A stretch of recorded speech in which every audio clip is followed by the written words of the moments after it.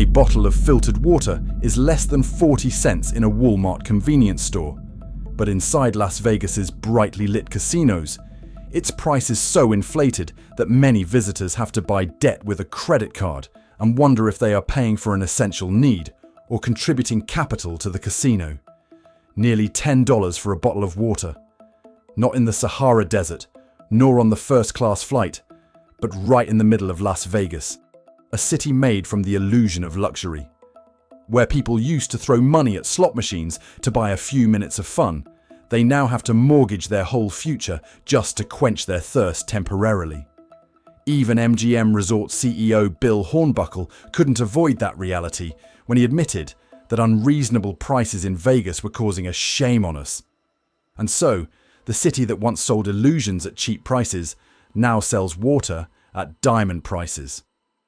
Where everything is priced by illusion, the most ironic truth is, between Las Vegas, the city of neon lights and sweet lies, even drinking water has become a gamble.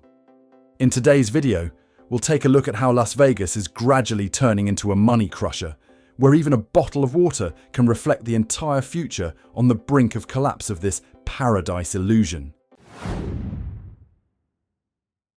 Along the Las Vegas Strip are top of mind, especially after MGM Resort CEO Bill Hornbuckle acknowledged that high prices have contributed to a negative perception of Las Vegas. During a quarterly earnings call, when we think about pricing and things that got everyone's attention, whether it was the infamous bottle of water or a Starbucks coffee at Excalibur that cost $12, shame on us. That was the notable statement of MGM Resort CEO Bill Hornbuckle at a recent quarterly meeting, when he admitted that prices at resorts on the Las Vegas Strip had exceeded reasonable limits. This statement shocked not only investors, but also the public, because the head of one of Vegas's largest corporations frankly admitted that this city is being seen as a place that has lost connection with the reality of ordinary people. A $12 glass of Starbucks at Excalibur and a nearly $9 bottle of filtered water were widely spread on social networks. Shame on us. That statement is not only a sharing, but also a false admission to the entire entertainment industry that once boasted of being friendly and popular. Soon after, News 3 Las Vegas conducted an independent survey of prices for essential items, including food and water. More than 7 major resorts are on the radar, from Circus Circus to Caesars Forum shops, just to buy the same 20-ounce bottle of Aquafina. What about the results? Maybe it's not hard to guess that finding something cheap in Vegas is now like finding a needle in a pile of straw. Prices at CVS in Treasure Island are $2.49, Circus Circus is $4.25, Caesars Palace is $6.49, and the highest is $8.99 at Nook Express in the oldest Flamingo Hotel, once considered a symbol of old Vegas. Congratulations, Nook Express, defending champion in expensive track with $8.99 water bottle. Nearly $10, not including taxes, for a bottle of water sounds like a fantasy. Reporter Will Silverstein had to exclaim at the price of a water bottle in Vegas. My wallet had to cry. I just want to find water, not find out the economic secrets of Las Vegas. Perhaps this is also a common voice for millions of tourists coming to Vegas when paying for basic necessities also makes them feel extremely burdened. The reaction from the public to the story of $9 water bottle is not gentle. Many residents and tourists believe that overcharging for water in a desert should be a crime. In fact, it seems like this water price racetrack is not over yet.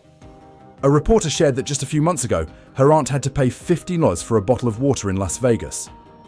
Yeah, just a couple of months ago, my aunt was here and she paid $15 for a bottle of water, so it looks like things are looking up. A fun $15. Bottle of water, if not a business strategy, sounds absurd. Some local residents offer savings advice. Just a few miles off the strip, to Smith's supermarket, one can buy 40 bottles of water for $3.99, or 12 bottles for just $6. But that solution is almost meaningless to tourists. But that doesn't really work. If you're a tourist or a local hanging out on the strip on a hot day, You won't have time to drive out to buy water, not to mention parking costs, then convenient to go to stores along the strip. And in that case, you will have to spend up to $9 a bottle of water, like at Flamingo. For CEOs, this is probably the consequence of the mispricing strategy, admitting that casino chains pushed prices too fast after the pandemic, causing visitors who used to consider Vegas a fun destination and pleasant now feels like it's being squeezed out by to the last penny. It's for casting sunshine on the Las Vegas Strip, but perhaps visitors and residents here should prepare in advance to catch a rain, water, or at least a rain of money spent on water. And then, from a small bottle of water, one sees more clearly a big reality. Las Vegas is not only losing its price balance, but is also selling people's compromise with their own greed. On the Las Vegas Strip, paying $9 for a bottle of water is no longer uncommon. Most visitors accept it naturally, not because they don't know the real price, but because they have no other choice. For many people, leaving the resort means losing expensive parking, having to walk in the heat of more than 110 degrees Celsius, and trading a few hours of rest just to save a few dollars. Strip's model is built exactly based on that mentality. Every need to eat, sleep, entertain, shop, even drink, is wrapped in an enclosed space. The more convenient, the more prices can escalate without fear of anyone objecting. And people are still willing to pay, not for the value of the product, but so that no additional costs are taxed. The same 20-ounce bottle of Aquafina, priced at CVS in Treasure Island, is $2.49. But in Flamingo, it soars to $8.99, nearly 90 times more expensive than the average price when purchased in cartons at Smith's supermarket. However, that disparity does not appear to have shaken the system. The store staff just said, "That's the standard price of Strip." No one argued, no one wondered. Acceptance became a reflex. Locals understand this rule and almost never buy anything on the Strip. But with millions of tourists flying in every year, a few dollars cheaper is not convincing enough for them to leave the resort. Convenience becomes a commodity, and Vegas knows how to turn it into a luxury. Along the Strip, the scene is like a rain of money. Every step, every sip of water, every breath in the cold air of the air conditioner costs. The economic structure of the city causes consumers to voluntarily pay for their own dependence, a form of voluntary in bird cages in spaces of light, music, and gadgets. And it is in that absolute comfort that people forget that they are being charged for every moment of peace of mind.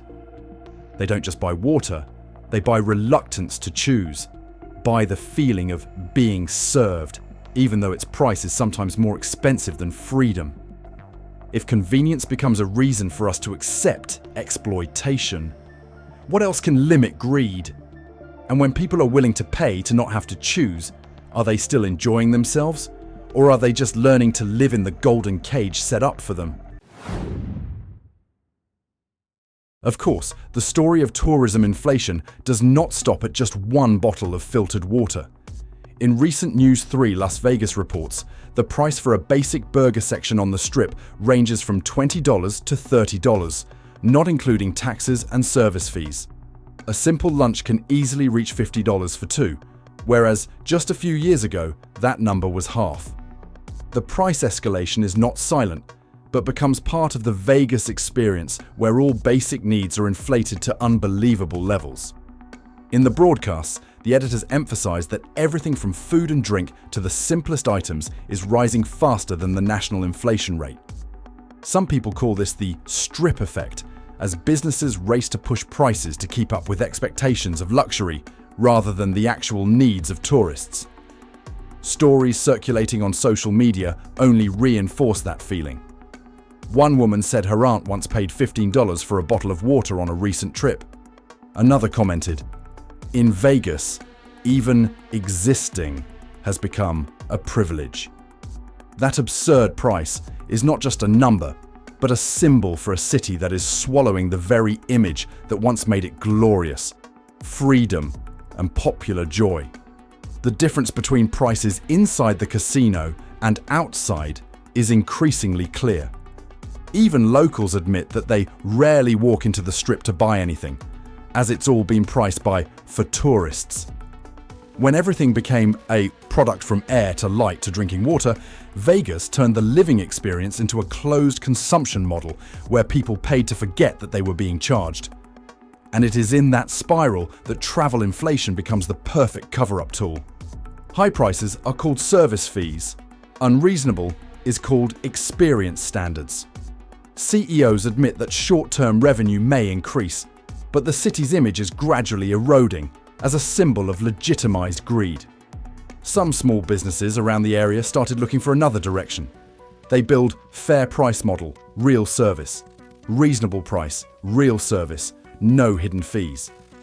One of the prominent examples is the 7-Eleven convenience store chain, where visitors can buy a 1.5-litre water bottle for just $1.79. While small compared to the casino empire, these models are becoming alternatives for those who want to enjoy Vegas in a casual way, not with fanfare, but with fairness.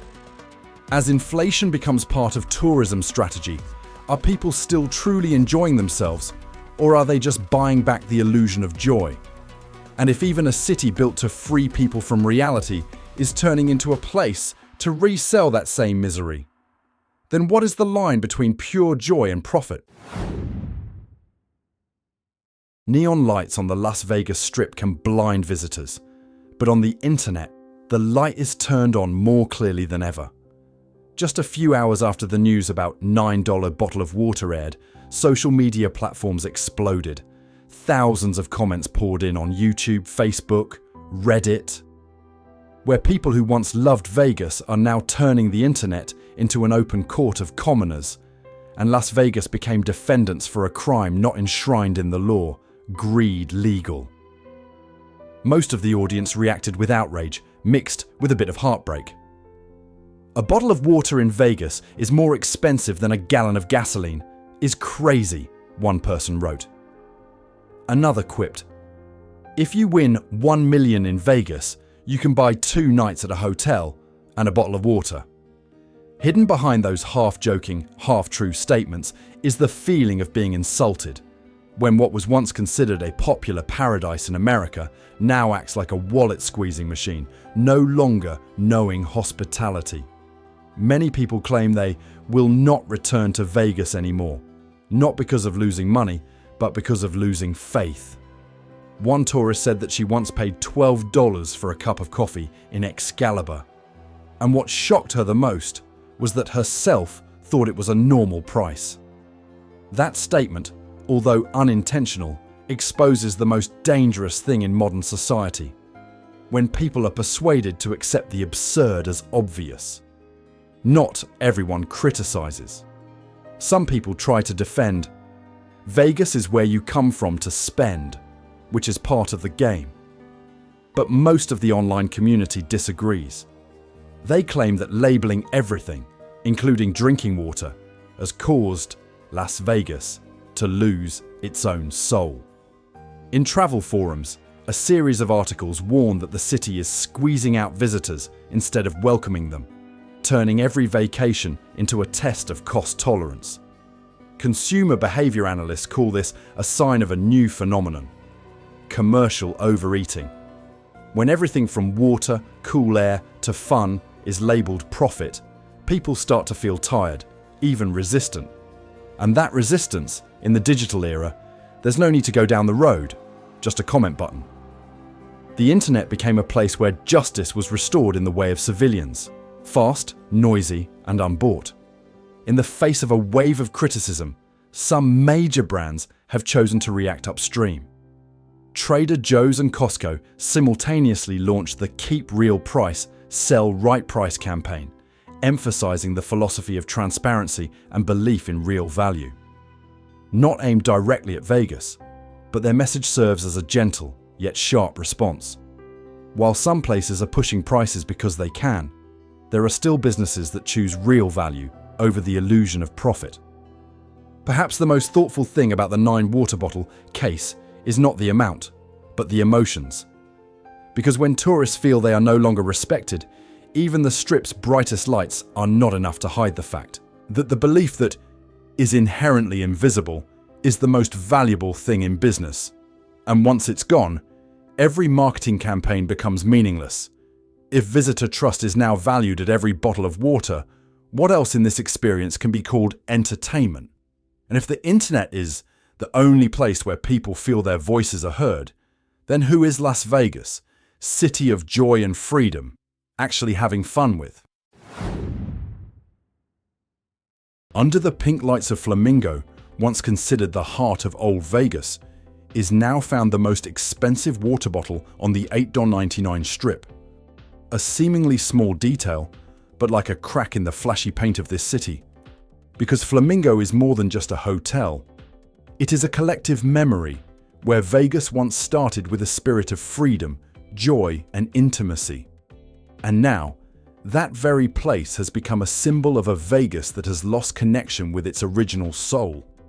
The city used to have a friendly, casual look, with free drinks, a $20 buffet, the waiter remembers the names of each. Patron has now turned into a giant mall. Every cocktail, every seat, every sip of water is carefully priced. Casino is no longer a place where people try their luck, but a sophisticated economic ecosystem, programmed to exploit every need, every habit, every second of emotion. Locals said in regret, Vegas used to be a place where everyone was welcome. Now, only money is respected. They don't speak in angry voices, but in the voices of people who have loved something for so long that they have to watch it change without being able to do anything.